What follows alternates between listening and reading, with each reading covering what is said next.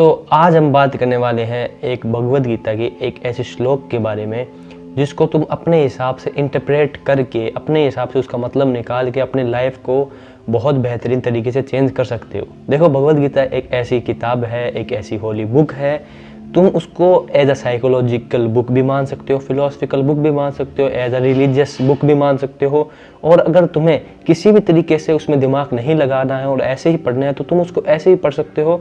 वो हर तरीके से तुम्हारी हेल्प करेगी। तुम्हारी लाइफ की जो भी प्रॉब्लम्स है, ये जो भी एक इंसान की लाइफ की प्रॉब्लम्स होती है बेसिक, उनके अराउंड जो भी चीज़ें होती है उन पे ही भगवद गीता में श्री कृष्ण ने अर्जुन को समझाते हुए बताते हुए बात उस पर की है। मैं जैसा एग्नोस्टिक बंदा, जैसे नहीं पता कि भगवान है या फिर नहीं है, पर उसे ये पता है कि जिस हिसाब से लोगों ने भगवान की डेफिनेशन बना रखी है वैसा नहीं है, उसको बहुत हेल्प की है। तो हर इंसान को मैं कह रहा हूँ ना, तुम भली नास्तिक हो, तुम भली आस्तिक हो, तुम भली किसी भी धर्म से हो, तुम भली कोई भी हो, किसी भी रेस से हो, कोई भी जेंडर हो, कोई भी रिलीजन हो, किसी को मानते हो नहीं मानते हो, घंटा फर्क नहीं पड़ता है। ये बुक तुम्हारी लाइफ चेंज कर देगी, क्योंकि it is one of the most important aspect of Indian philosophy की सबसे बेहतरीन किताब ये है। कभी और हम डीप में जाके बात करेंगे जब भगवद गीता के ऊपर डीप में एक वीडियो आएगा कभी आगे जाके उसके ऊपर। बट आज हम बात करने वाले एक ऐसे श्लोक के बारे में जिसको लोग मतलब समझते तो हैं, बट अगर वो अपने हिसाब से इसको अपनी लाइफ में अप्लाई करके इसका मीनिंग समझ लेंगे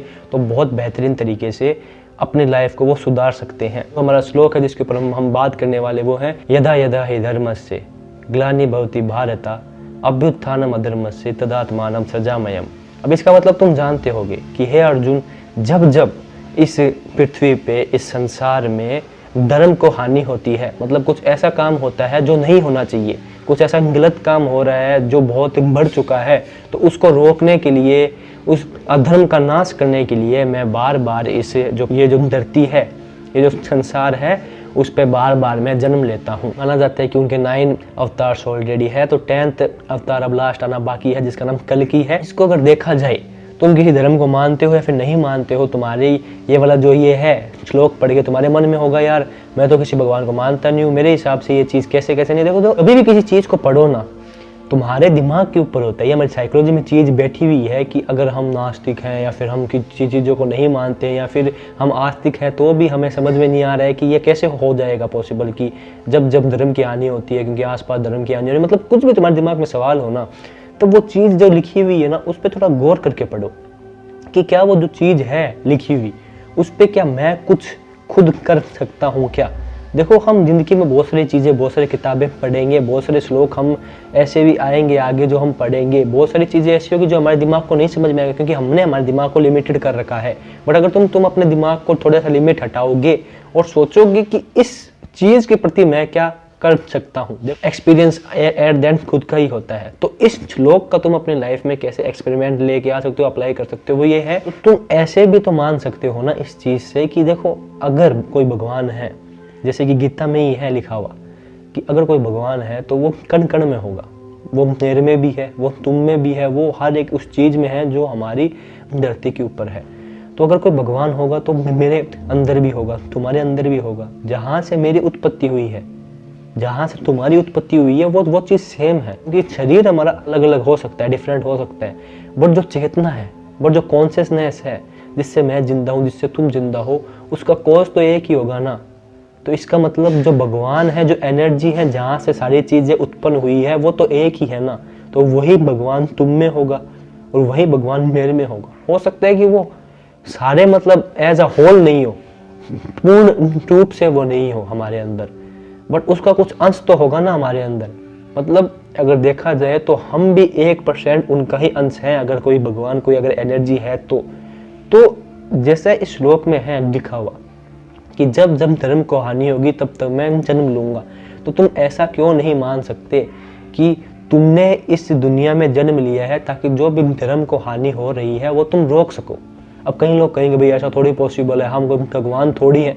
देखो, मेरी बात समझो, मैं मानता हूँ कि तुम खुद को भगवान नहीं मानते, चमत्कार नहीं मानते, हाँ ये बात लॉजिकल है कि हम इंसान हैं, बट हम इंसान खुद को इंसान इसलिए ही मान रहे हैं ना क्योंकि हम खुद को शरीर से एसोसिएट करते हैं।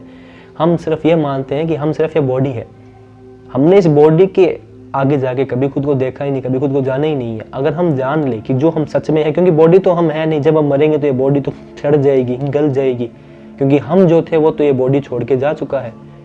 तो जो हम है उसमें कुछ ना कुछ तो पार्ट है ना भगवान का, कुछ ना कुछ तो उसमें भगवान का अंश है ना, क्योंकि जो कॉज मेरा है, जहाँ से उत्पत्ति मेरी हुई है, उसमें कुछ तो अंश है ना भगवान का।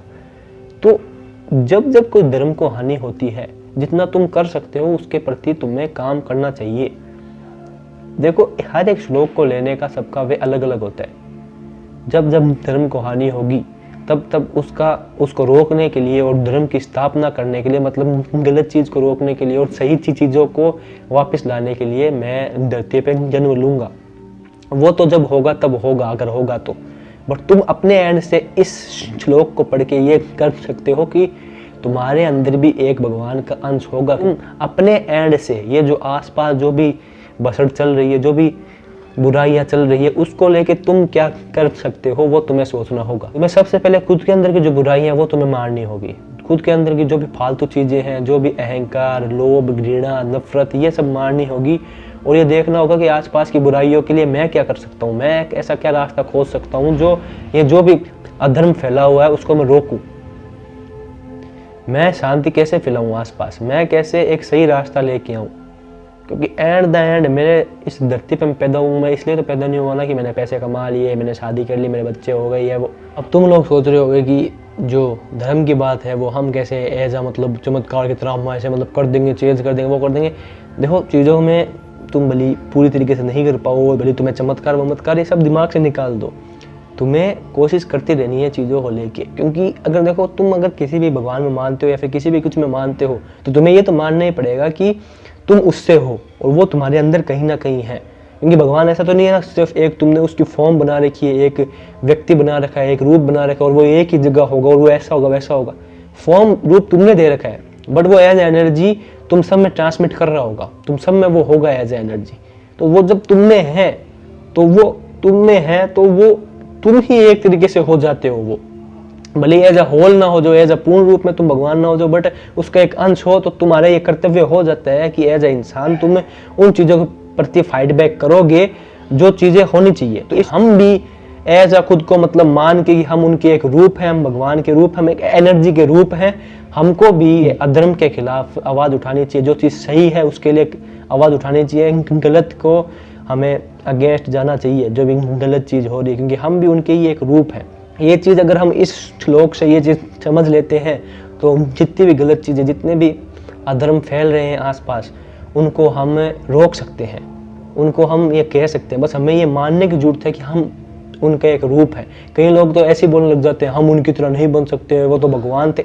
अरे भाई, तुम्हें कैसे बनने का कह रहा हूँ मैं ऐसे थोड़ी कह रहा हूँ तुम्हें वो बनना है एज ए रूप रंग। वो मैं कह रहा हूँ तुम्हें उनकी जो भी गुड क्वालिटीज़ थी वो अपने लाइफ में अप्लाई करनी है। क्योंकि एंड द एंड अगर तुम मान रहे हो, वही चौथी बार बात कह रहा हूँ कि अगर कोई भगवान है, कोई एनर्जी है, तो उनसे ही तुम हो, तो उनका कुछ पार्ट तो तुम में है ना। तो उनका खुद को एक उनका पार्ट मान के वो काम करो जो करने जरूरी है। जो भी अधर्म फैल रहे हैं उनके खिलाफ तुम्हें फाइट बैक करना पड़ेगा। अगर उनके खिलाफ फाइट नहीं करते हो तो फिर तुम किसी भी भगवान को मान रहे हो, कुछ भी कर रहे हो, उनकी पूजा कर रहे हो, नहीं कर रहे हो, उससे कुछ घंटा फर्क नहीं पड़ने वाला है। तुम जब तक गलत चीज़ों के प्रति फाइट नहीं करते हो, हर चीज़ में, हर इंसान में इंसानियत नहीं देखते हो, हर इंसान को सेम नहीं मानते हो, तब तक तुम्हारे मन में जो भी चीज़ें चल रही है वो बहुत गलत है। तब तक तुम जो भी सुप्रीम एनर्जी है, जो भी गॉड है, उनसे कनेक्ट नहीं हो पाओगे। क्योंकि तुमने ऊपर से उनकी पूजा कर ली, उनको मान लिया, ढोंग दिखावा कर लिया, बट एट द एंड जो उनका मेन गोल था, मेन पर्पस था, जो भी थे हैं तुम्हारे भगवान की,